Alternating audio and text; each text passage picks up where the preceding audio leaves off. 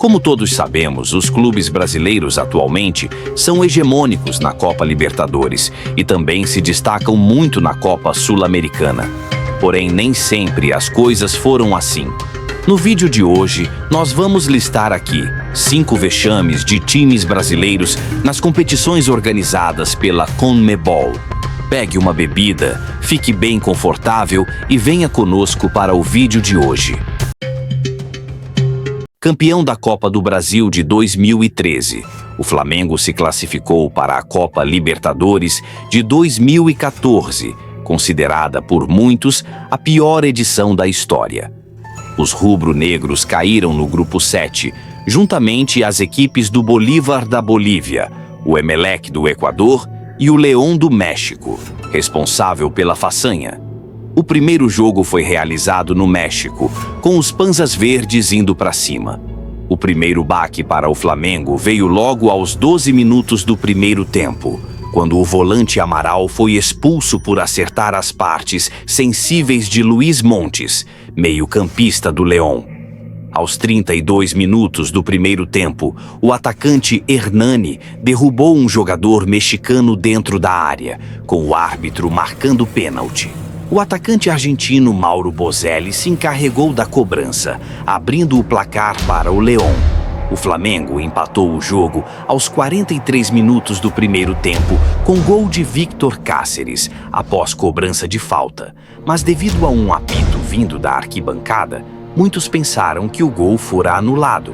Mas o árbitro colombiano José Hernando Buitrago validou o gol rubro-negro. O colombiano Franco Arizala marcou o gol da vitória do León aos 23 minutos do segundo tempo, após um bate-rebate na área flamenguista. Na última rodada, o grupo estava quase totalmente em aberto, com apenas o Bolívar conseguindo a classificação para a fase seguinte até o momento. Flamengo e León iriam disputar uma espécie de final antecipada pela segunda vaga do grupo. O vencedor até mesmo como líder, se o Bolívar perdesse o segundo jogo contra o Emelec. Vale ressaltar que, em caso de empate, o León se classificaria devido ao saldo de gols, independentemente de vitória do Emelec, que já estava matematicamente eliminado devido ao saldo de gols negativo. Aos 20 minutos do primeiro tempo, o León abriu o placar em pleno Maracanã com gol do colombiano Franco Arizala de cabeça, após um cruzamento oriundo de uma cobrança de falta. O Flamengo conseguiu empatar o jogo aos 30 minutos do primeiro tempo com um gol de André Santos, muito parecido ao do León, também oriundo de uma cobrança de falta. O jogo estava frenético no primeiro tempo, com o León voltando à frente do placar apenas 2 minutos depois, com gol de Mauro Bozelli, que contou com uma falha bizarra do goleiro Felipe. Porém, o Flamengo conseguiu empatar o jogo na mesma rapidez, com gol de Alexandro aos 34 minutos do primeiro tempo, tocando de primeira no canto do goleiro William Yarbrough. O jogo continuou intenso no segundo tempo, mas a balança se inclinou novamente para o lado mexicano aos 39 minutos do primeiro tempo, quando Carlos Penha recebeu dentro da área e finalizou de primeira, marcando o terceiro gol dos Panzas Verdes. Depois desse gol, o placar se manteve e o Flamengo era eliminado na fase de grupos da Copa Libertadores de 2014, em pleno Maracanã. Esse vexame histórico aconteceu nas oitavas de final da Copa Libertadores de 2013. Assim como o Flamengo em 2014, o Palmeiras conseguiu se classificar para a Copa Libertadores graças ao título da Copa do Brasil, já que, como todos sabem, em 2013 o Palmeiras estava jogando na segunda divisão e, obviamente, se fosse pelo Campeonato Brasileiro, eles nunca conseguiriam se classificar. De forma inacreditável, o Palmeiras conseguiu se classificar para as oitavas de final como líderes do Grupo 2, juntamente ao Tigre da Argentina, sendo também a pior campanha dentre todos os times que foram líderes de seus grupos. O seu adversário nas oitavas de final era o Tijuana do México, segundo colocado do grupo 5, ficando somente atrás do Corinthians, que vinha como o campeão da edição anterior da Copa Libertadores e também como o mais novo bicampeão mundial.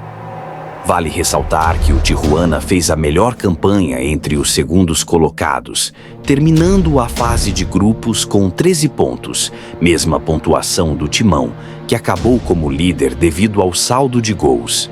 Inclusive, tanto o Tijuana quanto o Corinthians, além de vencerem todos os jogos em casa, também não sofreram nenhum gol como mandante na fase de grupos. O Tijuana ganhou do Corinthians no primeiro jogo, realizado no México, pelo placar de 1-0, mas o Coringão venceu o jogo de volta no estádio do Pacaembu pelo placar de 3-0, sendo essas as únicas derrotas dos dois times durante a fase de grupos. Como na época era realizado o cruzamento entre os melhores e piores colocados para definir os confrontos das oitavas de final, os cholos que tiveram a melhor campanha dentre os segundos colocados iriam enfrentar o Palmeiras, que realizou a pior campanha dentre os primeiros colocados na edição de 2013. Mesmo com o domínio evidente do Tijuana, o jogo de ida realizado no México acabou empatado em 0-0. Tudo seria decidido no estádio do Pacaembu, em São Paulo. O jogo de volta foi muito intenso e, mesmo sendo mais equilibrado, os Xolóides Corinthians saíram na frente em sua primeira jogada de ataque aos 26 minutos do primeiro tempo, graças a um frango histórico do goleiro Bruno, que não conseguiu defender um chute fraco do atacante colombiano Duvier Riascos. Aos 6 minutos do segundo tempo, Fernando Arce ampliou a vantagem dos mexicanos com um golaço de fora da área.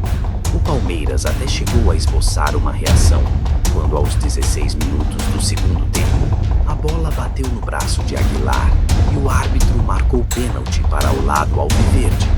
O volante Souza converteu a cobrança, diminuindo a vantagem dos mexicanos. Mesmo com muita pressão por parte dos palmeirenses, o placar se manteve e o porco acabou como janta de Xolóides Corinthians, eliminado da Copa Libertadores em pleno estádio do Pacaembu. Sem dúvidas, esse é o vexame menos conhecido desse vídeo, mas isso não quer dizer que não seja importante falarmos sobre. A Copa Sul-Americana de 2009 é mais conhecida por conta do segundo vice-campeonato seguido do Fluminense para a LDU do Equador. Só que o que poucos comentam é da participação do Esporte Clube Vitória da Bahia, que surpreendentemente conseguiu atingir as oitavas de final da Copa Sul-Americana pela primeira vez em sua história. O Leão da Barra se classificou para a Copa Sul-Americana graças à 10ª posição no Campeonato Brasileiro de 2008. Depois de eliminar o Coritiba na primeira fase em disputa de pênaltis, o Vitória se classificou para as oitavas de final, onde enfrentaria o não tão conhecido River Plate do Uruguai. O Darcenero se classificou para a Copa Sul-Americana graças ao 3º lugar na Liguilla Pré-Libertadores, um mini-torneio organizado no Uruguai para definir os representantes do país nas competições internacionais. Na primeira fase, o River eliminou o Blooming da Bolívia de uma forma controversa. Os uruguaios ganhavam o jogo por 1-0 na Bolívia, quando torcedores do Blooming invadiram o campo e o jogo teve que ser encerrado por falta de segurança. A Conmebol deu a vitória ao River por WO, sendo assim, com um agregado de 3-0 para o jogo seguinte, onde o River venceu os bolivianos pelo placar de 2-1. O primeiro jogo entre River Plate e Vitória aconteceu no Estádio Centenário em Montevidéu, que se encontrava praticamente vazio, graças ao baixíssimo número de torcedores do River. Logo aos 8 minutos do primeiro tempo, o Darcenero abriu o placar com um gol de cabeça do atacante argentino Jorge Córdoba em um contra-ataque fulminante. O River Plate chegou ao segundo gol aos 4 minutos do segundo tempo, também com o atacante Córdoba em uma jogada de contra-ataque. O zagueiro Wallace conseguiu diminuir para o Vitória aos 20 minutos do segundo tempo em uma jogada de escanteio. Porém, essa noite, nada podia parar o Darcenero. Aos 34 minutos do segundo tempo, o brasileiro Andrezinho marcou o terceiro gol do River Plate, deixando a situação para os baianos cada vez pior. O River ainda chegou a marcar um quarto gol com o atacante Jorge Rodrigues, aos 37 minutos do segundo tempo, transformando o placar em uma goleada. No jogo de volta realizado em Salvador, o Vitória até conseguiu jogar muito melhor, mas o gol só foi sair aos 42 minutos do segundo tempo, com um chute forte do atacante Elkeson.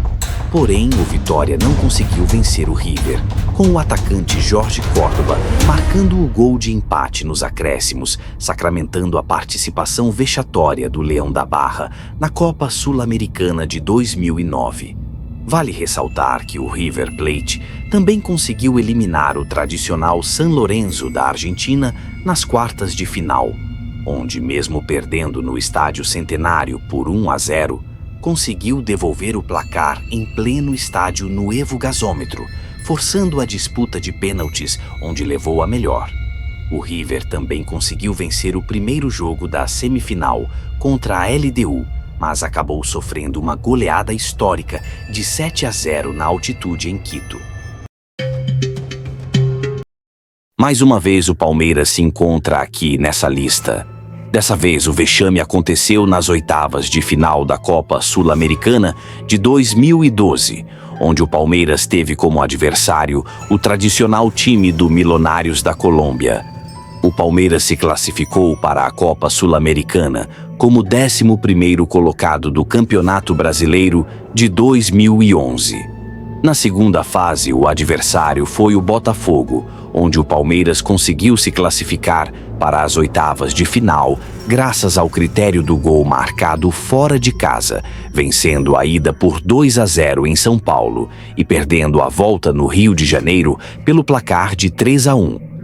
Já o Milionários se classificou como campeão da Copa Colômbia de 2011. Diferente do Palmeiras, o Milionários começou na primeira fase, onde enfrentaram o Intigás do Peru, que hoje é conhecido como Ayacucho. O primeiro jogo no Peru acabou empatado em 0-0.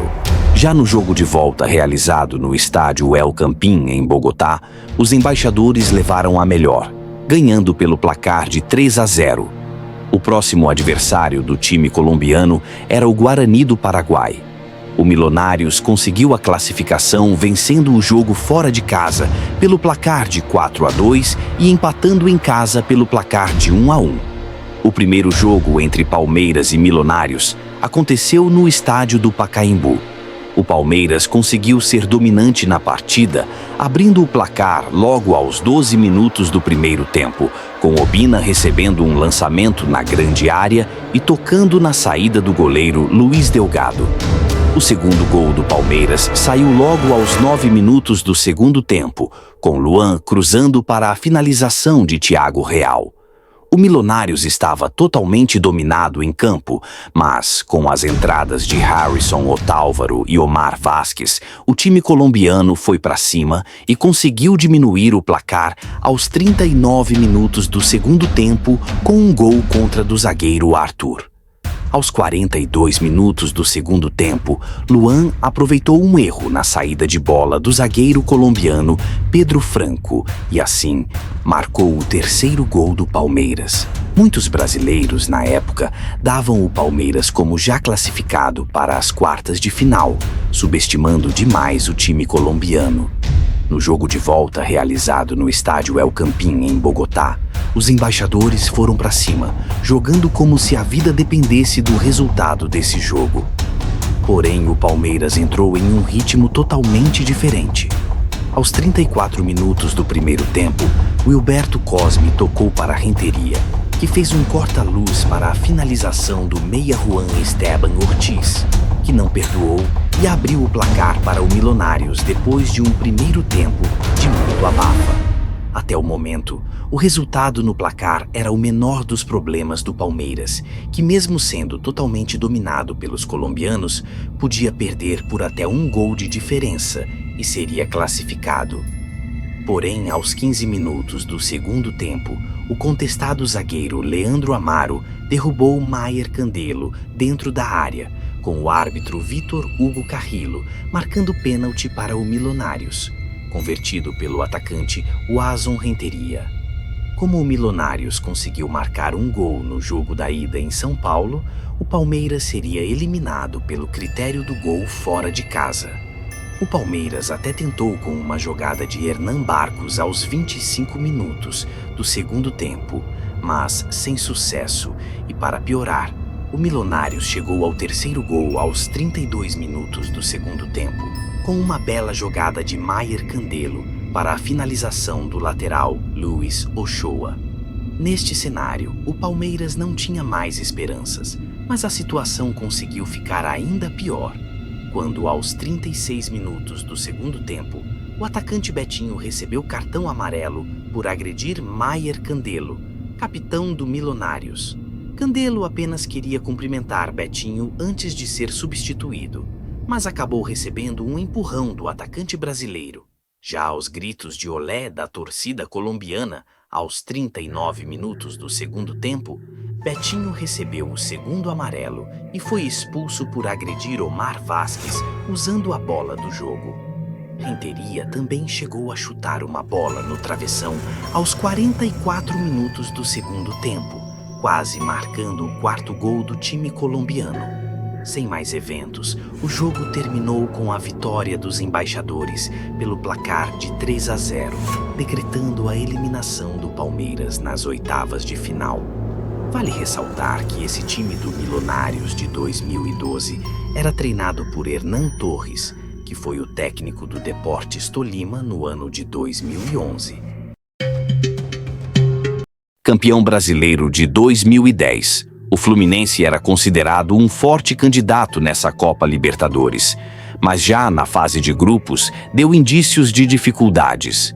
O Fluminense se classificou para as oitavas de final como segundo colocado do Grupo 3, junto ao América do México, que foi o primeiro colocado. Além de se classificar como segundo do grupo, o Fluminense também fez a segunda pior campanha dentre todos os segundos colocados, perdendo apenas para o Once Caldas da Colômbia.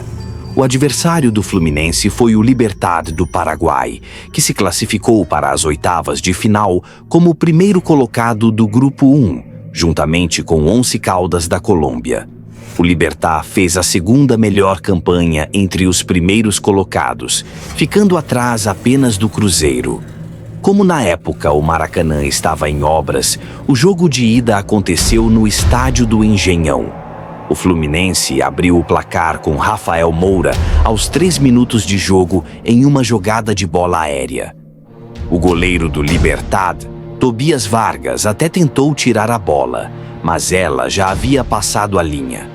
O jogo no primeiro tempo estava bem agitado, com um leve domínio dos cariocas. O Libertad se mostrou mais agressivo no segundo tempo, lançando bolas na área do Fluminense, se aproveitando da fraqueza do goleiro Ricardo Berna com bolas aéreas. Aos 15 minutos do segundo tempo, o Libertad tentou lançar a bola na área do Fluminense pela terceira vez, e o atacante Rodolfo Gamarra marcou o gol de empate dos paraguaios. O Fluminense voltou à frente do placar aos 27 minutos do segundo tempo, com o gol sendo marcado pelo meio-campista Marquinho, que acertou um chute forte de fora da área no canto do goleiro Vargas. Somente 2 minutos depois, o argentino Dário Conca marcou o terceiro gol do Fluminense em uma cobrança de falta, sendo esse o placar final do jogo de ida. O jogo de volta aconteceu no estádio Defensores del Chaco, no Paraguai, com o Libertad precisando vencer por 2-0 ou por 3 gols de diferença. O jogo começou pegado, com o Libertad jogando duro, indo para cima com tudo o que tinha. Aos 14 minutos do primeiro tempo, o atacante Fred teve o seu supercílio direito cortado em uma dividida aérea com o zagueiro argentino Ignacio Canuto. Devido ao sangramento no supercílio, Fred precisou usar uma touca de natação para continuar no jogo. O Fluminense também precisou gastar sua primeira substituição poucos minutos depois devido ao meia Valência ter sentido dores musculares. A primeira grande chance do Libertad aconteceu aos 19 minutos de jogo, quando o lateral Miguel Samúdio cabeceou para o gol, obrigando Ricardo Berna a fazer uma defesa complicada. O primeiro tempo foi de completo domínio do time paraguaio, com o Fluminense tendo apenas um lance de perigo ao 42 minutos do primeiro tempo, quando o meia Diogo, que entrou no lugar de Valência, cabeceou a bola no travessão do goleiro paraguaio. No segundo tempo, o Libertad voltou muito mais agressivo, conseguindo 2 chances claras de gol com menos de 10 minutos. Aos 9 minutos do segundo tempo, o atacante Rodolfo Gamarra, o mesmo que marcou o gol do Libertad no jogo de ida, ficou cara a cara com o goleiro Ricardo Berna, que fez uma bela defesa. Outra chance clara do Gumarelo aconteceu quando o lateral Carlos Bonet cruzou para o atacante argentino Nicolás Pavlovich, que acabou furando. Já aos 12 minutos do segundo tempo, o Libertad finalmente conseguiu abrir o placar com o meia Rodrigo Rojas, que acertou um chutaço de fora da área, sem chances de defesa para Ricardo Berna. Depois do gol, o jogo ficou ainda mais pegado, com os dois times aumentando muito a intensidade. O Fluminense até teve a chance de marcar um gol aos 27 minutos do segundo tempo, quando Marquinho puxou um contra-ataque e tocou para Fred, mas o atacante foi travado pelo zagueiro colombiano Porto Carrero, impedindo a finalização. Os paraguaios pressionavam muito, até que aos 40 minutos do segundo tempo, o atacante José Nunes tentou cruzar a bola na área, mas ela acabou desviando em Edinho e sobrou para o volante Cáceres, que ajeitou para Samúdio marcar o segundo gol do Libertad com um chutaço de esquerda no canto de Ricardo Berna. Nesse momento do jogo, a situação do Fluminense era crítica, já que na época o gol fora de casa valia como critério de desempate e como o Libertad tinha conseguido marcar um gol no jogo de ida no Rio de Janeiro, esse resultado eliminava o Fluminense. Porém, o Libertad queria mais. Já aos 45 do segundo tempo, Nunes aproveitou uma jogada pelo lado esquerdo da defesa do Fluminense para marcar o terceiro gol do time paraguaio. Depois do terceiro gol, a situação do Fluminense piorou mais ainda quando o volante Mariano cometeu uma falta violenta em cima de Nunes e acabou expulso antes do apito final. Depois da falta, o árbitro uruguaio Roberto Silveira encerrou o jogo, decretando a vitória do Gumarelo. E você? Lembra de mais casos vexatórios dos times brasileiros nas competições organizadas pela CONMEBOL?